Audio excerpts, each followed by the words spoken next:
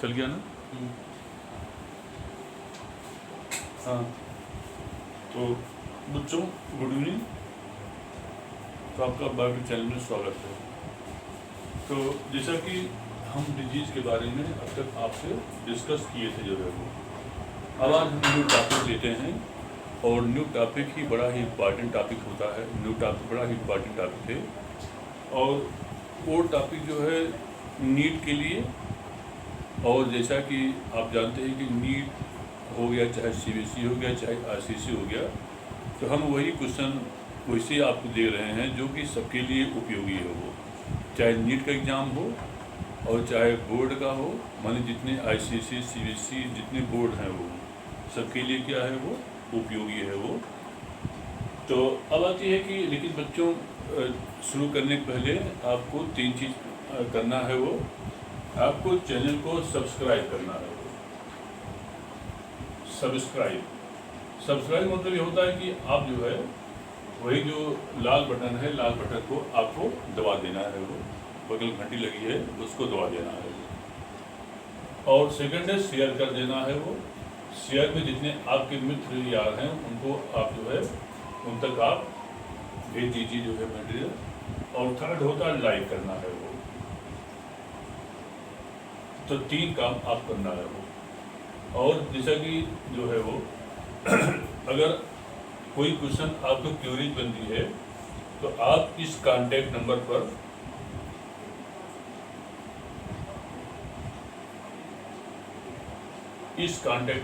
मुझसे आप डिस्कस कर सकते हैं कभी भी जो है वो।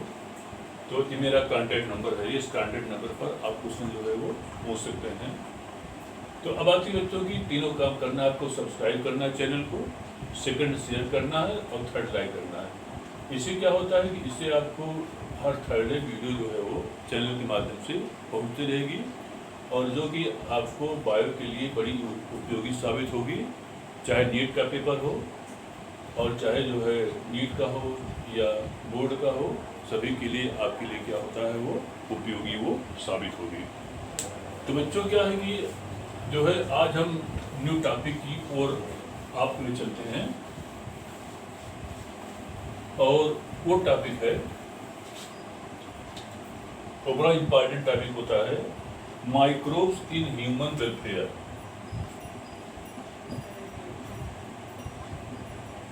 Microbes in human welfare.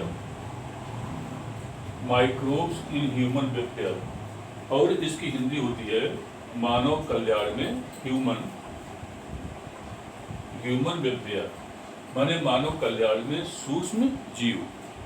तो बच्चों ऐसा होता है कि सूक्ष्म जीव जो होता है ह्यूमन वेलफेयर, असल में क्या होता है एक माइक्रोब्स कहते हैं, माइक्रोब्स। तो माइक्रोब्स क्या है? माइक्रोब्स जो होता है ऐसे छोटे जीव जो कि हमको नेक्ड आई, जो कि हमें नेक्ड आई से न दिखाई पड़े, उनको हम माइक्रोब्स कहते हैं। और इनका स्टडी जो होता है एक साइंस होता है और उसको हम कहते हैं माइक्रोबायोलॉजी कहते हैं, माइक्रोबायोलॉजी। और इसकी हिंदी होती है सूक्ष्म जीव विज्ञान। तो माइक्रोबायोलॉजी के अंतर्गत जो होता है हम माइक्रोब्स का स्टडी हम करते हैं जो है। अब आती है कि इसमें जो होता है इसमें आते हैं बैक्टीरिया। बैक्टीरिया मीन्स जीवाणु, फंगस, एल्गी माने शैवाल और प्रोटोजोवन माने बैक्टीरिया, जीवाणु, फंगस, एल्गी और प्रोटोन जो होता है इसमें प्रमुख होते हैं। तो इतने जो होता है माइक्रोब्स आते हैं। और फादर ऑफ माइक्रोबायोलॉजी जो है, father of microbiology, father of microbiology. और एक आ गया है एंटोनी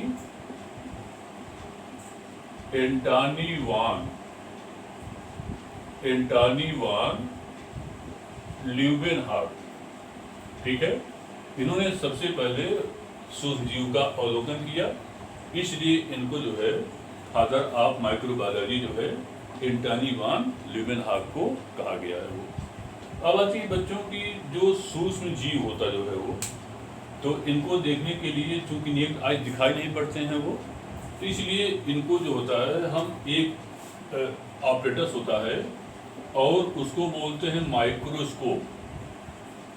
माइक्रोस्कोप या इसकी हिंदी होती है सूक्ष्मदर्शी होता है। तो सूक्ष्मदर्शी जो यंत्र होता है ये भी कई प्रकार के होते हैं, जैसे कि डिसेक्टिंग टाइप नंबर 1 होता है, डिसेक्टिंग टाइप,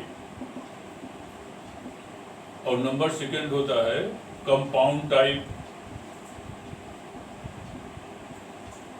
और नंबर 3 होता है इलेक्ट्रॉन माइक्रोस्कोप। माने डिसेक्टिंग माइक्रोस्कोप, कंपाउंड माइक्रोस्कोप और 3 होता है इलेक्ट्रॉन माइक्रोस्कोप। तो इतने टाइप इस माइक्रोस्कोप, तो इतने टाइप के माइक्रोस्कोप होते हैं और जिसका उपयोग जो है बायो लैब में हम करते हैं। इसके अलावा लेबोरेटरीज में और क्या बोलते हैं कि पैथोलॉजिस्ट जो है इसका उपयोग करते हैं। अब आती है बच्चों इस केस में क्या होता है कि अब आती है कि नेक्स्ट होता है microbes in house hold food products. तो फर्स्ट आता है माइक्रोब्स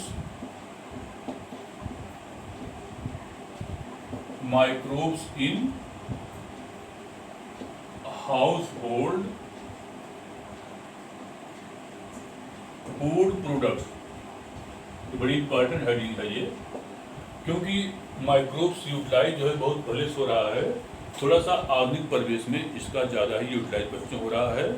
और देखेंगे आप चाहे नीट का पेपर हो चाहे बोर्ड का पेपर हो, इससे आपको क्वेश्चन हमेशा मिलता रहेगा। और यहाँ तक कि जो बोर्ड पेपर होता है इसमें लॉन्ग क्वेश्चन पूछता है वो, और कभी कभार 2-2 क्वेश्चन जो है इससे एराइज करता है वो, और नीट में इससे कई क्वेश्चन पूछता है वो। इसलिए इस चैप्टर को थोड़ा सा ध्यान से देखिएगा, और because this chapter is the very important topic for the exam points of the view. अब आती है कि नंबर 1 होता है इन डेयरी इंडस्ट्री। नंबर 1 है इन डेयरी इंडस्ट्री।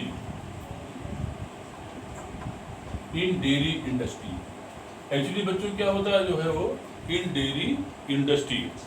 एक्चुअली क्या होता है कि डेयरी जो है वो, डेयरी का उपयोग इसमें बहुत तेज चल रहा है जो है वो, इसलिए बायो में एक डेयरी साइंस जो है, डेयरी साइंस को ही अलग ही कर लिया गया जो है। और डेयरी साइंस का मतलब जो है ये मिल्क के प्रोडक्शन से है वो। मिल्क प्रोडक्शन माने दुग्ध उत्पादन से है वो। अब आती है कि इसके लिए जो होता है, जो हमारे पास जो रूमिनेंट्स होते हैं, जैसे काऊ हो गया, बफेलो हो गया, तो इनको क्रॉस करा करके इनको उन्नत जातियों में कन्वर्ट किया जा रहा जो है वो। अब आती है कि जो मिल्क होता जो है वो, मिल्क को कंप्लीट डाइट कहा गया है वो। मिल्क जो है वो, इसको कंप्लीट डाइट कहा गया है वो।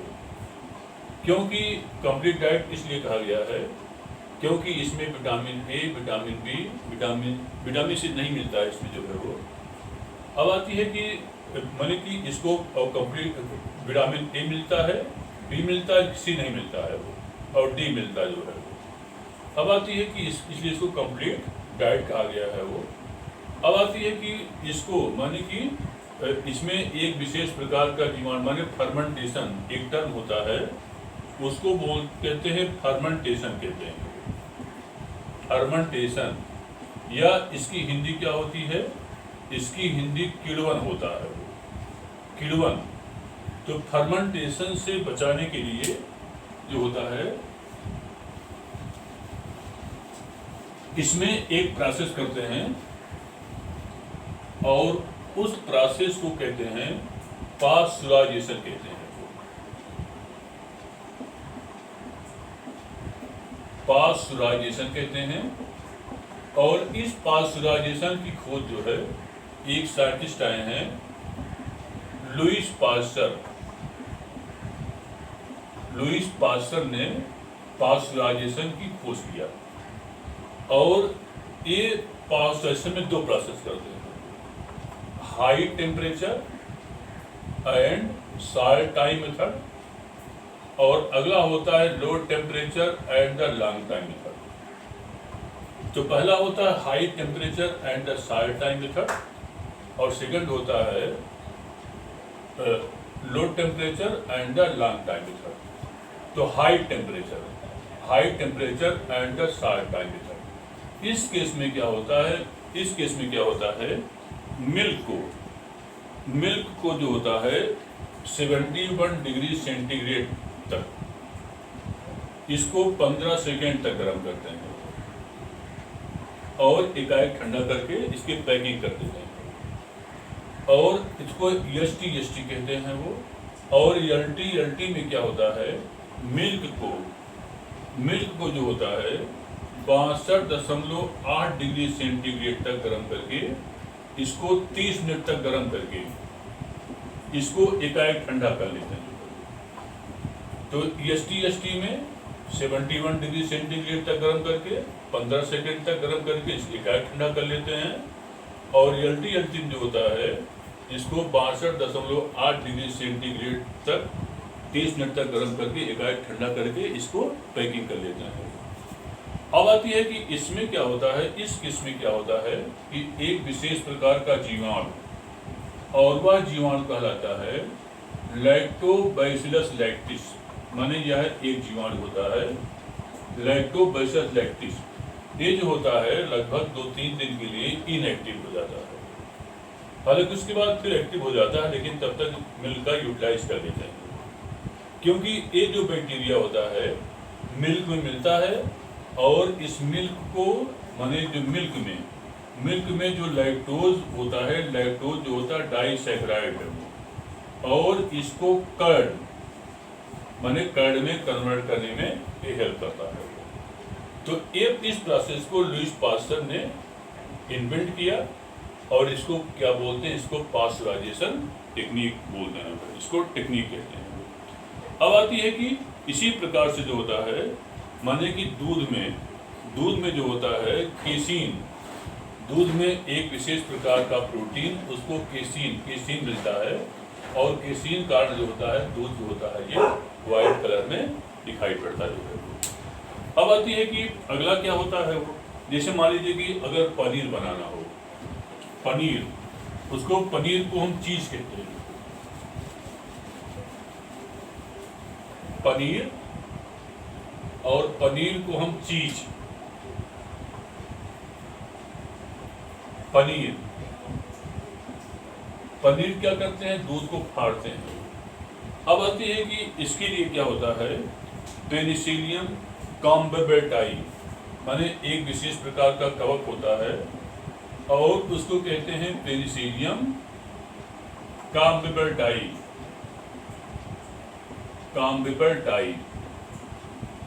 ठीक है, ये जो होता है ये पेनिसिलियम, और अगला क्या होता है पेनिसिलियम रॉकफोर्टाई, अगला होता है पेनिसिलियम रॉकफोर्टाई। तो वास्तव में ये दोनों जो होते हैं, पेनिसिलियम जो होता है वह एक क्लास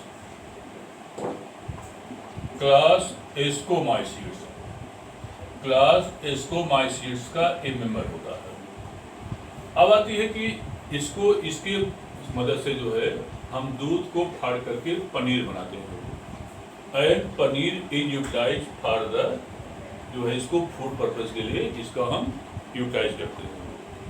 और सेकंड होता है कर्ड। तो कर्ड को हिंदी में क्या कहते हैं, दही कहते हैं।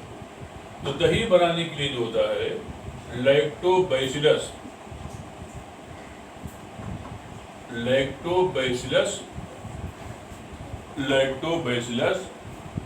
और लैक्टिस होता है, जो लैक्टोबैसिलस लैक्टिस है वो।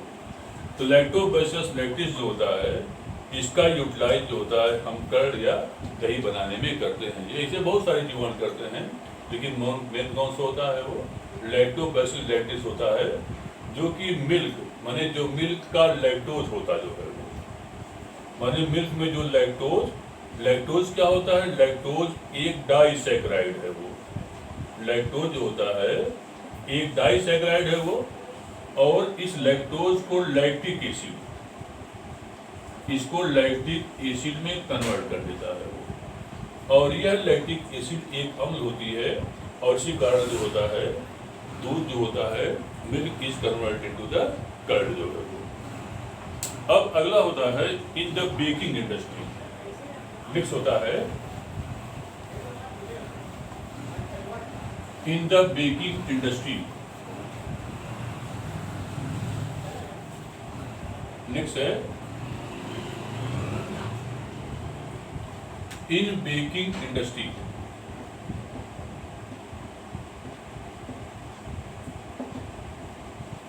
इन बेकिंग इंडस्ट्री तो बड़ा ही इंपॉर्टेंट है ये, इन बेकिंग इंडस्ट्री। तो बच्चों बेकिंग ना इसको बोलते हैं बेकरी बोलते हैं, एक कहलाता है बेकरी।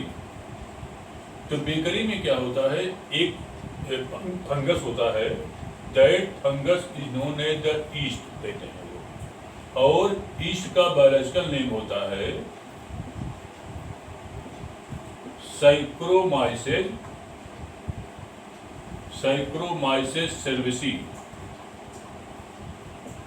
साइक्रोमाइसेस सेर्विसी, यह ईस्ट का बायोलॉजिकल नेम होता है, और ईस्ट को क्लास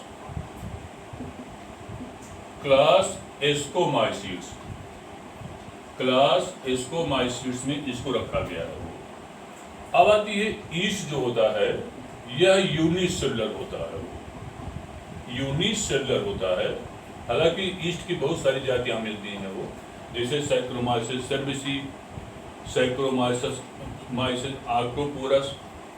तो अब आती है कि ब्रेड में क्या करते हैं कि जब जैसे मान लीजिए ग्लूकोज है ये, तो C6H12O6, तो जब ईस्ट को डालते हैं तो ईस्ट जो होता है फर्मेंटेशन प्रोसेस करता है वो, और उसको कहते हैं फर्मेंटेशन प्रोसेस। फर्मेंटेशन माने किण्वन क्रिया करता है वो, तो जब किण्वन क्रिया करता है तो इससे जाइमेज एंजाइम निकालता जो है, और ये बन जाता है 2C2H5OH, और इसको कहते हैं एथिल एल्कोहल, एथिल एल्कोहल कहलाता है, और ये निकालता है 2CO2 और प्लस 2A2P बन जाता है। तो यही जो CO2 गैस निकलती है ये क्या काम करता है कि ब्रेड को, माने ये क्या हो गया, एक ग्लूकोज हो गया, तो जो CO2 गैस निकलती है एक ब्रेड को डफ माने ब्रेड को फुला देता है। देखिए ब्रेड जो होता है जो स्पंजी दिखाई पड़ता है वह इसी कार्बन डाइऑक्साइड की गैस के निकलने के कारण दिखाई पड़ता है, इसको डफिंग बोलते हैं जो। तो अब आती है कि माने कि छोटे छोटे उभार नुमा दिखाई पड़ता है और ब्रेड को ये स्पंजी कर देता है वो, तो एक कार्बन डाइऑक्साइड के कारण होता है, और ब्रेड जो होती पोरस हो जाती है। अब होती है अगला होता है सिंगल सेल प्रोटीन। अगला आता है next point, next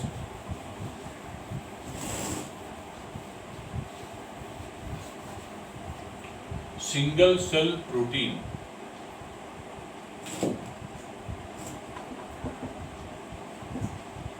single cell protein, और शॉर्ट में इसको SCP कहते हैं। सिंगल सेल प्रोटीन या शॉर्ट में क्या कहलाता है वो SCP कहलाता है। अब आती है कि सिंगल सेल प्रोटीन जो शब्द होता है इसका प्रयोग सबसे पहले कार्ल एल विल्सन नामक वैज्ञानिक ने सबसे पहले सिंगल सेल प्रोटीन शब्द का इन्होंने प्रयोग किया जो है वो। अब होती है कि ये जो है सिंगल सेल प्रोटीन जो है यह 1960 से यह शब्दावली प्रारंभ हुई है। अब आती है कि इसमें ऐसे कोशिका ऐसे सेल आते हैं जो कि सिंगल सेल वाले होते हैं और एक प्रोटीन के सोर्स होते हैं। जैसे कि होता है स्पाइरुलिना, इसके अंतर्गत आते हैं स्पाइरुलिना होता है, स्पाइरुलिना हो गया। अगला होता है ईस्ट होता है, ईस्ट वही जो सैक्रोमाइसेट, सैक्रोमाइसेट जो होती है स्पीशीज, इसको भी इसी कैटेगरी में आता है। और इसके माने और जो स्पाइरुलिना होता है यह एक ब्लू ग्रीन एल्गी होती है जो है। और अगला होता है क्लोरेला होता है, वो क्लोरेला, क्लोरेला होता है जो है वो। और अगला होता है Aspergillus oryzae, Aspergillus, Aspergillus oryzae. तो ये जो होते हैं these are the single cell protein है वो। तो these are the single cell protein which is the source of the ये प्रोटीन होते जो है। नेक्स्ट आता है microbes in the industrial products. देखो बच्चों, ये जो होता है जहाँ भी जाओगे जो है वो, जैसे कभी होता है चाहे नीट का पेपर हो और चाहे बोर्ड का पेपर हो, इससे देखेंगे नीट का पूरा, नीट का भरमार आपको इससे मिलेगा जो है। और यहाँ तक कि बोर्ड जो पेपर होता है इससे अवलांग क्वेश्चन भी पूछना शुरू कर दिया है वो। जैसे सिंगल सेल प्रोटीन क्या होता है और इसके अंतर्गत कौन कौन से प्लांट्स आते हैं और ये हमारे लिए क्यों उपयोगी है वो। और अगर आप नीट पेपर देने जाएंगे तो उसमें रहेगा कि सिंगल सेल प्रोटीन का एग्जाम्पल देना पड़ेगा जो है वो। तो ये बहुत ही इम्पॉर्टेंट है वो, और the exam points of the view. अगला होता है microbes in industrial products. Next है